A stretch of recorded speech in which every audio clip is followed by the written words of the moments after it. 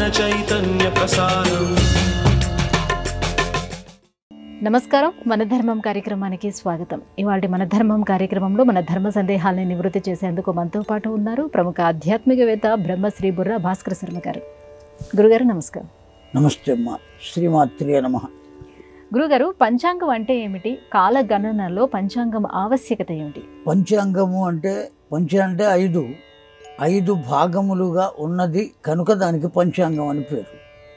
తిథి, వార, నక్షత్ర, కరణ, యోగం, ఈ ఐదింటిని తెలియజేసేటువంటిది పంచాంగం. కాలము మొత్తం సంవత్సరాలుగా, మాసములుగా, పక్షములుగా, అయనములుగా, వారములుగా, దినములుగా మనం చెప్పుకుంటూ ఉంటాం. ఈ ఉన్నటువంటి ఒక రోజులో తిథి అనబడేటువంటిది కొంత సమయం ఉంటుంది. అందుకనే ఈ సమయం ఆ సమయం అని లేకుండా మనకు తెలియకుండా ఇంటికి వచ్చిన వారిని అతిథి అని పిలుస్తాం. తిథి అంటే ఒక కాలంలో కొంత భాగం, కాలం యొక్క అవయవం కొంత భాగం. అది దాంతో సంబంధం లేకుండా వస్తున్నారు కనుక అతిథి అని పిలుస్తాం. తిథి ఆ కాలానికి ఒక రోజుకి ఒక వారం అని పేరు. ఆ వారానికి సూర్యుడికి సంబంధించిందా, లేదు కుజుడికి సంబంధించిందా, బుధుడికి సంబంధించిందా? సూర్యుడికి సంబంధించింది అయితే హిందూ వారము, సోమవారము అంటాం. కుజుడికి సంబంధించింది అయితే మంగళవారము అంటాం. బుధుడికి సంబంధించింది అయితే బుధవారం. బృహస్పతికి సంబంధించింది అయితే గురువారం. తర్వాత శుక్రాచార్యునికి సంబంధించింది అయితే శుక్రవారం. శనీశ్వరుడికి సంబంధించింది అయితే శనివారం. సూర్యునికి సంబంధించింది అయితే ఆదివారం. ఇట్లా వారం, ఒక్కొక్క రోజుకి ఒక్కొక్క వారం అని పేరు పెట్టుకున్నాం. తిథి, వారం. ఆ తిథిలోనే నక్షత్రం ఉంటుంది. ఒక్కొక్క నక్షత్రం ఎన్ని నక్షత్రాలు ఉన్నాయి అంటే కాలమునకు ఆధారమైనవి నక్షత్రాలే. ఈ నక్షత్రాలు ఎన్ని అంటే 27 నక్షత్రాలు. ఈ 27 నక్షత్రాలు అశ్వని, భరణి, కృత్తిక, రోహిణి, మృగశిర, ఆర్ద్ర, పునర్వసు, పుష్యమి, ఆశ్లేష, మఖ, పుబ్బ, ఉత్తర, హస్త, చిత్త, స్వాతి, విశాఖ, అనురాధ, జ్యేష్ఠ, మూల, పూర్వాషాఢ, ఉత్తరాషాఢ, శ్రవణం, ధనిష్ట, శతభిషం, పూర్వభాద్ర, ఉత్తరాభాద్ర, రేవతి. మొత్తం 27 నక్షత్రాలు. ఈ నక్షత్రాలు కూడా ఈ రోజులో ఇక్కడ నుంచి ఇక్కడ వరకు ఈ నక్షత్రము ఉన్నది అనేది మనకు తెలియజేస్తుంది. అలా తెలియజేసేటువంటి గ్రంథం కనుక అది పంచాంగం. పంచాంగంలో తిథి, వార, నక్షత్రములు, అట్లాగే కరణములు, యోగములు అని 2 ఉన్నాయి. కరణము అంటే వణిజకరణము, గరజకరణము, ఇట్లా కొన్ని కరణములు అని ఉన్నాయి. అట్లాగే యోగములు, ఏ యోగాన్ని కలగజేస్తుంది, ఏ సమయం. అనేక రకాల యోగాలు ఉన్నాయి కదా, రాజయోగం, అట్లాగే హీనయోగం అనేటువంటి యోగాలు ఉన్నాయి. ఒక్కొక్క కాలంలో ఒక్కొక్క సమయంలో ఎప్పుడు ఏం జరుగుతుంది అనేది మనకేమీ తెలియదు. వాటిని అన్నిటినీ తెలుసుకుని ఏ యోగము ఏ సమయంలో ఉన్నదో, ఏ కరణము ఏ సమయంలో ఉన్నదో, ఏ తిథి ఎంత సమయం ఉన్నదో, ఏ వారం ఏ రోజున ఉన్నదో, ఏ నక్షత్రం ఎంత సమయం ఉన్నదో, ఈ 5 విషయములను మనకు తెలియచేసేటువంటి గ్రంథం కనుక దానికి పంచాంగము అని పేరు. ఈ పంచాంగమును మనం లెక్క చేయవలెనా అక్కర్లేదా అనేటువంటి విషయాన్ని గురించి మనం ఆలోచించరాదు. ఖచ్చితంగా పంచాంగం యొక్క ప్రమాణం ఎంతవరకు అంటే పంచాంగం యొక్క ప్రమాణమే అంతా కావలసింది. ఖచ్చితంగా పంచాంగాన్ని మనం అనుసరించవలసిందే, అందులో ఏమాత్రం సందేహం లేదు. ఈ శాస్త్రవేత్తలు అనేక మంది ఉండవచ్చు, వాళ్ళు అనేక రకాలైన పరిశోధనలు చేసి ఉండవచ్చు. నాకు తెలిసినంతవరకు శాస్త్రవేత్తలు కూడా దైవాంశ సంభూతులే. వాళ్ళు మనకు తెలియని ఒక విషయాన్ని కనుక్కుని మనకు చెబుతున్నారు కనుక వాళ్ళు గొప్పవాళ్లే. కానీ వాళ్లను దృష్టిలో పెట్టుకుని పంచాంగాలు పనికిరావు, సిద్ధాంతులు పనికిరారు, ఏ 2 పంచాంగాలు ఒక రకంగా ఉండవు, ఈ విధంగా విమర్శించడం, వాటిని గురించి ఏదో న్యూనతగా మనం భావించడం అనేది న్యాయమైన విషయం కాదు. ఎవరెవరి లెక్క ప్రకారం వారి లెక్కకు వచ్చింది వాళ్ళు చెబుతారు. మనం ఒక్కటి ఆలోచిద్దాం. ఫలానా రోజున ఫలానా టైములో ఈ గ్రహణం వస్తున్నది అని ఎప్పుడో వచ్చేటువంటి గ్రహణాన్ని గురించి ముందుగానే వాళ్ళు పంచాంగంలో మనకు తెలియజేస్తున్నారా లేదా? ఎట్లా తెలుస్తున్నది? ఆ సిద్ధాంతులు పనికిరాని వాళ్ళైతే, ఆ పంచాంగములే పనికిరానివైతే ఈ గ్రహణాలు ఎట్లా తెలుస్తున్నాయి? పుష్కర కాలాలు ఎట్లా తెలుస్తున్నాయి? సంక్రమణ సమయాలు ఎలా తెలుస్తున్నాయి? వాళ్ళ యొక్క పరిశోధన చాలా గొప్పది, వాళ్ళ మేధస్సు చాలా గొప్పది, వాళ్ళు వేసేటువంటి లెక్క అంత గొప్పది. ఇది సామాన్యమైన ఏదో కూడికలు హెచ్చవేతలు వేసేది కాదు, కాలంతో కూడినటువంటి విషయం. కనుక పంచాంగము పరమమైనటువంటి ప్రామాణికం, అందులో ఏమాత్రం సందేహం లేదు. కాకపోతే ఆ పంచాంగాన్ని అందించేటువంటి సిద్ధాంతులందరూ సిద్ధాంతులై ఉన్నారా? లేదు, ఏదో ఒక పంచాంగాన్ని చూచి వీరి పేరు వేసుకుని వేసేటువంటి స్థితిలో ఉన్నారా అనేటువంటిది ఆలోచించాలే తప్ప ఏ సిద్ధాంతిని కూడా తప్పు పట్టవలసిన ఆవశ్యకత లేదు. అలాగని పంచాంగాన్ని దూరం చేసుకోవలసిన ఆవశ్యకత లేదు. ఒకవేళ చేసుకున్నట్లయితే మనకు కాల గమనమే తెలియదు. కాలం తెలుసుకోవాలి అంటే పంచాంగమే ఆధారం. గురుగారు, ప్రతి అంశానికి ఏదో ఒక పరమార్థం దాగి ఉందని అంటారు. మరి మానవ జీవితానికి ఉండే పరమార్థం ఏంటి? అర్థం లేనటువంటిది ఏదీ ఉండదు లోకంలో. చాలామంది అర్థం లేకుండా మాట్లాడుతున్నారు, మీరు అర్థం లేని పనులు చేస్తూ ఉంటారు, ఇట్లా అంటూ ఉంటారు. అర్థం లేని పని ఉండదు, అర్థం లేని మాట ఉండదు. వాగర్థావివ సంపృక్తౌ వాగర్థ ప్రతిపత్తయే జగతః పితరౌ వందే పార్వతీ పరమేశ్వరవు అన్నాడు కాళిదాసు. అర్థము, ఆ మాట ఉన్నది అంటే దాని వెనుక అర్థం ఎట్లా అంటిపెట్టుకుని ఉంటుందో పరమేశ్వరుణ్ణి పార్వతీదేవి అలా అంటిపెట్టుకుని ఉంటుంది అని భావాన్ని ఆ శ్లోకంలో చూపించాడు. అలా ఉండేటువంటి ఆది దంపతులకు నమస్కారం చేస్తున్నాను అని. కనుక ప్రతి పదానికి అర్థం ఉండి తీరుతుంది.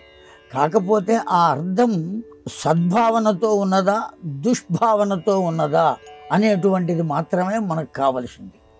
కనుక అర్థము లేనటువంటి కార్యక్రమం ఏది ఉండదు.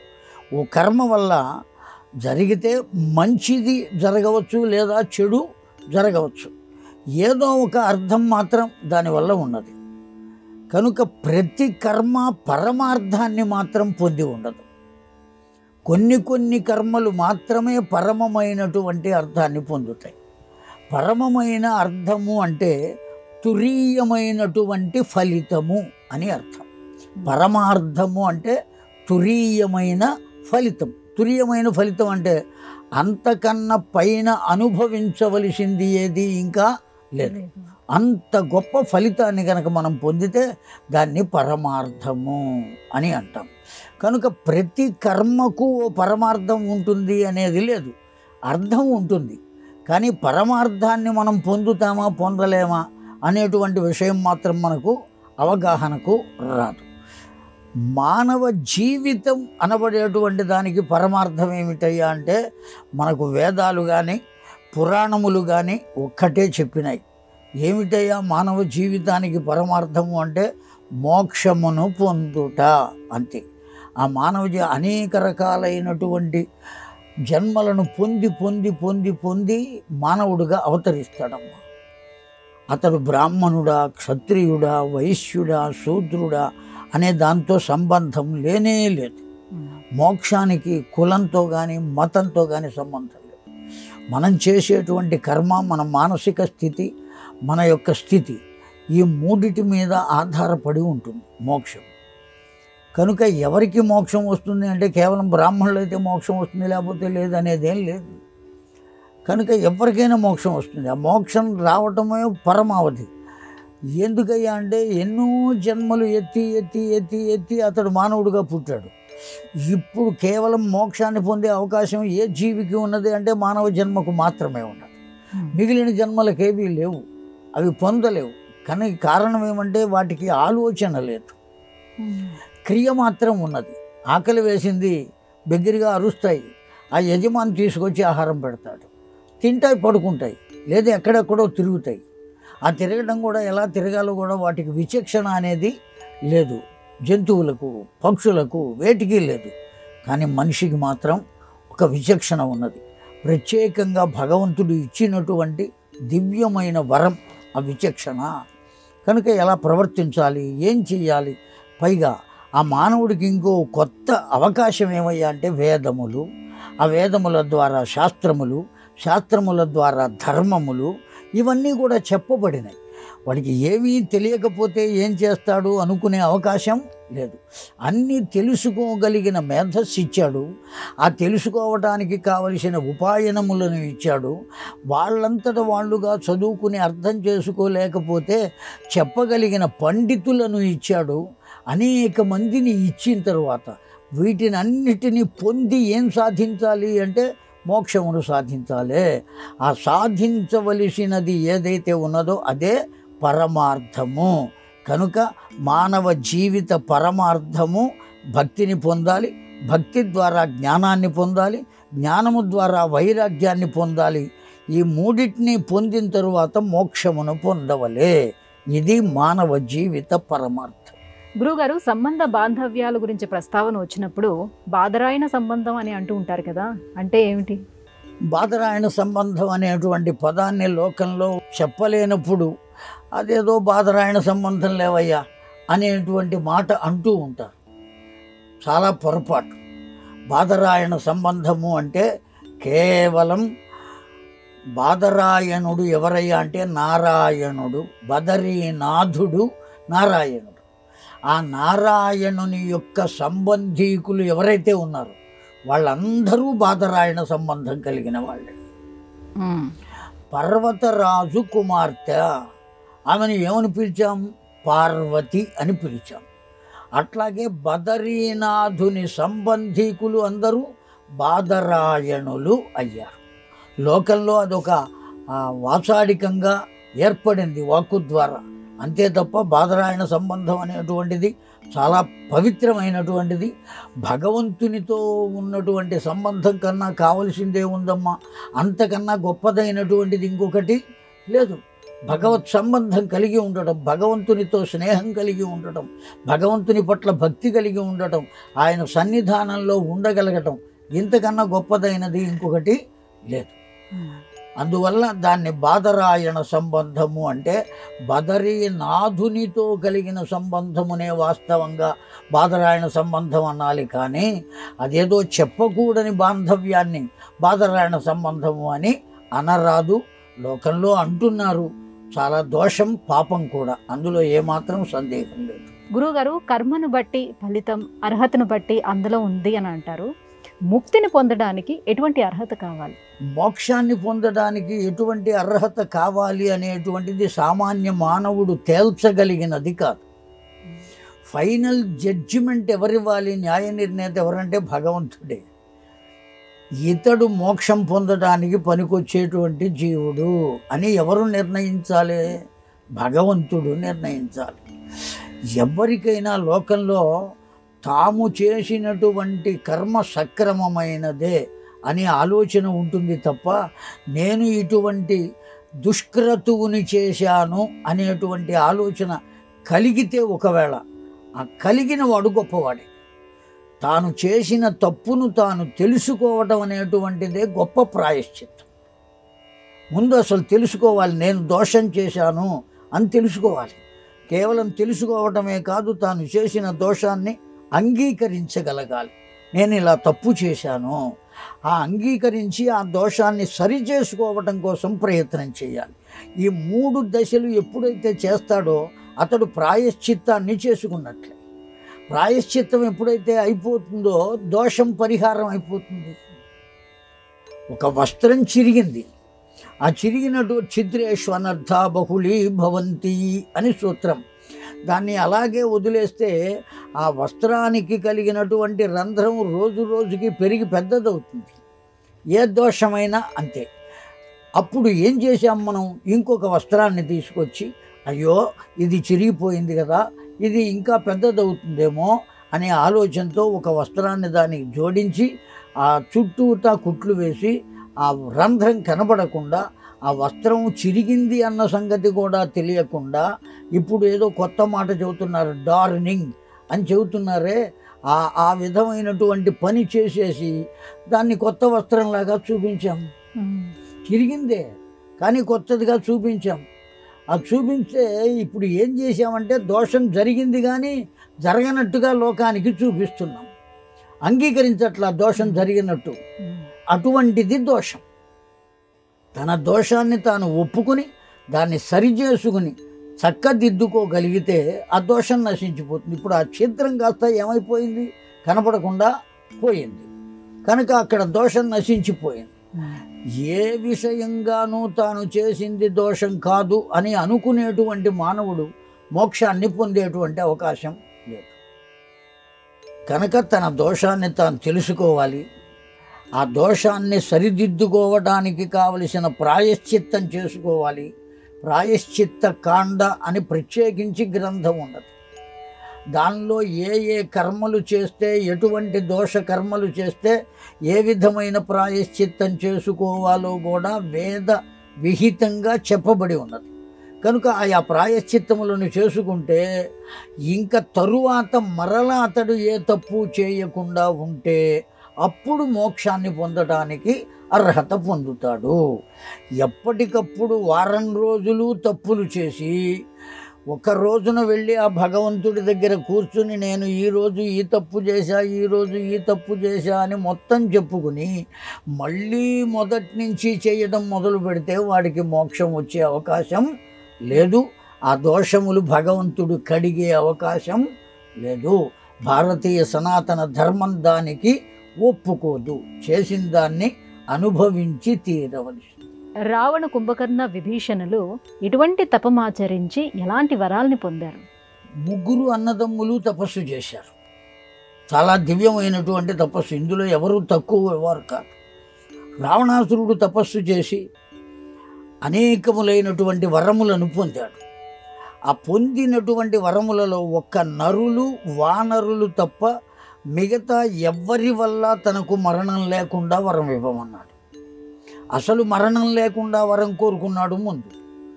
కానీ అది ఇవ్వడానికి కుదరదు అని తెలిసిన తరువాత ఒక్క నరులు, వానరులు తనను ఏమీ చెయ్యలేరు అనేటువంటి భావన చేత, వాళ్ళ పట్ల ఉండేటువంటి తూష్ణీం భావము చేత, చులకన భావం చేత వారు తప్ప మిగతా ఎవరి వల్ల నాకు మరణం లేకుండా వరం ఇవ్వవయ్యా అని అర్థించాడు రావణాసురుడు. కుంభకర్ణుని దగ్గరికి వచ్చేటప్పటికి కొద్దిగా తేడా కలిగింది. కుంభకర్ణుడు ఏమడిగాడంటే మరణం లేకుండా వరం అడగల, నిర్దయను వరంగా కావాలి అని అడిగాడు. నిర్దయ, ఎవరి పట్ల దయ లేకుండా ప్రవర్తించడం. ఇంతకన్నా మూర్ఖమైనటువంటి వరం ఇంకొకటి ఉండదు. ఎవరి పట్ల దయ లేకుండా, చిట్టి చివరకు అన్నగారి పట్ల కూడా దయ ఉండకూడదు, తన తమ్ముని పట్ల కూడా దయ ఉండకూడదు. నిర్దయ అదొక్కటే కావాలన్నమాట. ఈ విషయాన్ని తెలుసుకున్నాడు బ్రహ్మదేవుడు. తెలుసుకుని తన యొక్క శక్తి అయినటువంటి జ్ఞానమూర్తి అయిన సరస్వతీదేవిని ప్రార్థించాడు. ఎప్పుడైతే ప్రార్థించాడో ఆవిడ వచ్చి ఎక్కడ కూర్చుంది అంటే కుంభకర్ణుని నాలుక పైన కూర్చుంది. కూర్చొని నిర్దయ అని అడగవలసింది. వాడు నోరు తెరిచి అడిగేటప్పుడు నిద్రయ అని అన్నాడు. వెంటనే ఆ బ్రహ్మదేవుడు తథాస్తు అన్నాడు. అందుకని లోకంలో అందరూ 6 నెలల పాటు తింటాడు, 6 నెలల పాటు పడుకుంటాడు అనేది తప్పు. వాడు ఎప్పుడూ పడుకునే ఉంటాడు. ఒకవేళ లేస్తే తింటూ ఉంటాడు. ఎంతకాలం తింటాడు అనేది చెప్పలేము, ఎంత తింటాడు అనేది కూడా చెప్పలేము. ఆ శరీరాన్ని బట్టి, వాడి ఆకలిని బట్టి, వాడి జఠరాగ్నిని అనుసరించి ఏ విధంగా అయినా తినవచ్చు, ఎంతకాలం అయినా తినవచ్చు. ఒక 6 నెలలు అని ఖచ్చితంగా చెప్పలేదు. నిద్ర, ఎల్లకాలము నిద్రతోనే ఉంటాడు. కనుక అతడు కోరుకున్నది నిర్దయ, కానీ అడిగింది మాత్రం నిద్రయ. దాన్ని పొందాడు. విభీషణుడు ఏం కోరుకున్నాడు అంటే కేవలం ధర్మ ప్రవర్తన మాత్రమే కోరుకున్నాడు. నిరంతరము ఆ భగవంతుని యందు దృష్టి కలిగి పునర్జన్మ రాహిత్యమైనటువంటి ధర్మ ప్రవర్తన కావాలి. ఇది కోరుకున్నది విభీషణుడు.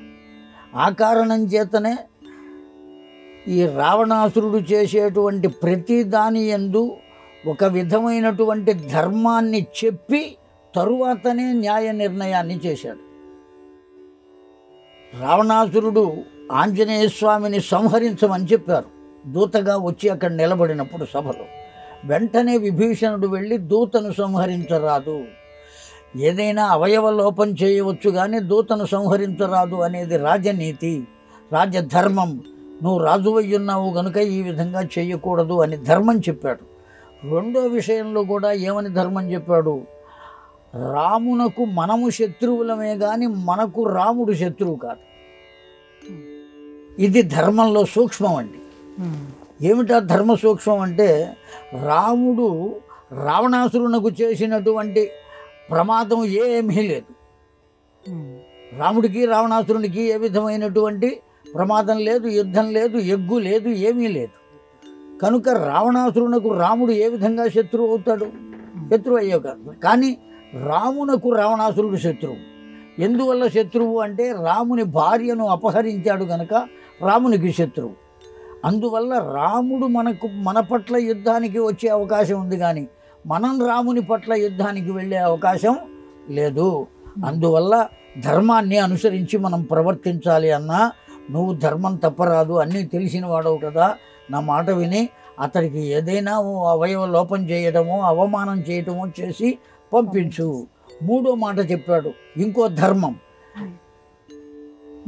ఇతడిని బ్రతికిస్తేనే ఇతడు వెళ్ళి అతడికి చెబుతాడు, అతడు యుద్ధానికి వస్తాడు. యుద్ధ విద్యలు అన్నీ నీకు తెలుసు కనుక అతన్ని తేలికగా జయించవచ్చు, సీతను పొందవచ్చు.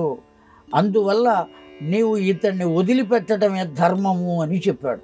కనుక పరిపూర్ణంగా ధర్మాన్ని కోరుకున్నాడు, ఆ ధర్మాన్నే అనుసరించాడు విభీషణుడు.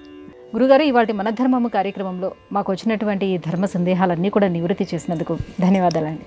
నమస్తే అమ్మ. శ్రీమాత్రే నమః. ఇది ఇవాల్టి మన ధర్మము కార్యక్రమం. రేపటి మన ధర్మం కార్యక్రమంలో మళ్ళీ కలుసుకుందాం. నమస్కారం. ఈ కార్యక్రమాన్ని తిరిగి చూడాలనుకుంటే www.youtube.com/ETV Life Spiritual లో చూడవచ్చు.